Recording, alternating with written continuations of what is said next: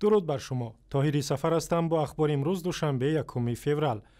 مقامات ناحیه فرخار در جنوب تاجیکستان میگویند در صورت غیر قانونی بودن ساختمان خانه‌هایی که در نزدیکی مرز با افغانستان ساخته شدند، ساکنان اینجا را از سرحد دورتر می‌کشانند. و گفته مقامات خانه‌های ساکنان با نظرداشت مسائل امنیتی باید حداقل 2 کیلومتر از سرحد دورتر باشد، ولی این مقررات در بعضی از ناحیه‌های مرزی از جمله ناحیه فرخار رعایت نشده است. 110 نفر ساکنان در خط سرحدی خانه سکونتی دارند. حاضر وابسته به داشتن اجازه، داشتن حجت رسمی یا با کدام راه وابسته خانه سکونتی ساخته است و من چی گونه اساس ها در دست دولت امروز ما سنجیده شدیم تا خود بود کدگی نیستیم. پیش اینکه یک اخبارات را کردیم حاضر فقط 43 نفر مانده شد. از این 110 نفری که از روی مربوطه پیکره در دست ما هست، ما اخبارات میکنیم، بعد به مقامات بالای ارسال میکنیم.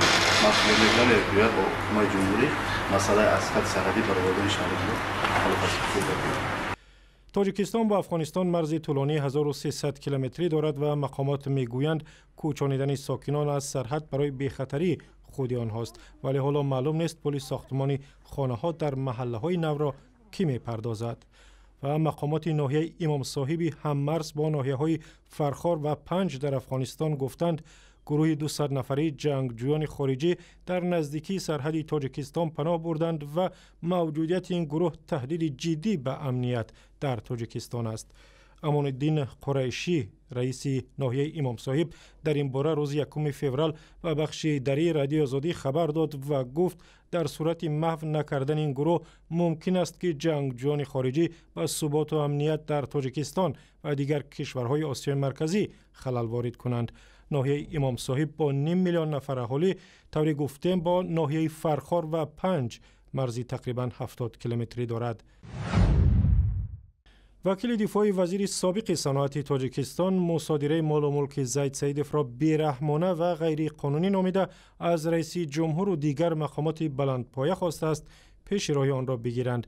اسحاق تبرف روز 1 فوریه به رادیو آزادی گفت نامه را با همین مضمون به نام امام علی الرحمن رئیس جمهور، وزیر عدلیه و دادستان فرستاده است. فرزندان زید سیدف گفتند اجرا کنندگان امر دادگاه حتی از خویشاوندان صاحبکار زندانی تاجیک هفته گذشته خواستند که خانه‌هایشان را ترک کنند، زیرا این مال و ملک به فایده دولت مصادره می شود.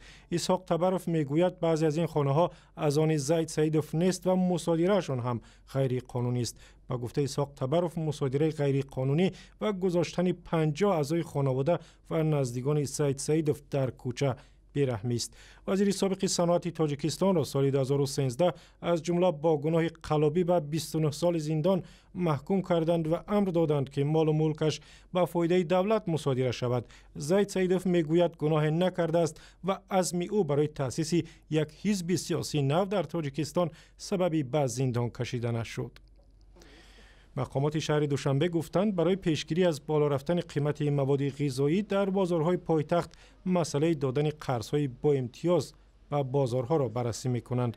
در حکومت شهر روز 31 ژانویه بر رادیو آزادی گفتند تصمیم دادن قرض بی فایز به چند بازار بزرگ پایتخت برای پیشگیری از بالاروی قیمت آرد و شکر، روغن و دیگر محصولات است که از بیرون وارد می شود.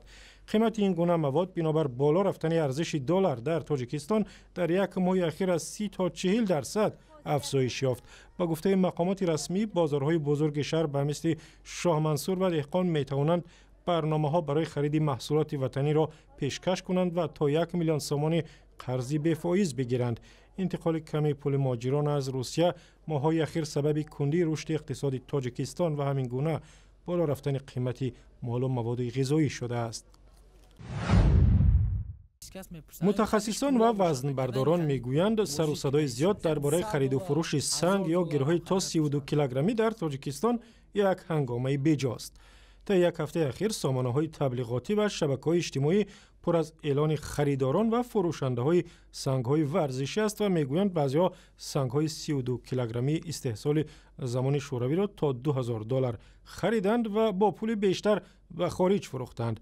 گویا این سنگ‌ها در ترکیب خود متل گرانبها دارند. ولی باباخان سنگ گفت دبیر کل فدراسیون وزنبرداری تاجیکستان که 10 ساله ها باز با این سنگ ها سر و کار دارد میگوید که این سنگ ها چویانی هستند و هیچ چیزی دیگری در ترکیبشان ندارند. و گزارش کامل در این باره در وبسایت آزادی، در صفحه های ما در فیسبوک، توییتر و یوتیوب و هم زمینه رادیو آزادی برای تلفن های همراه.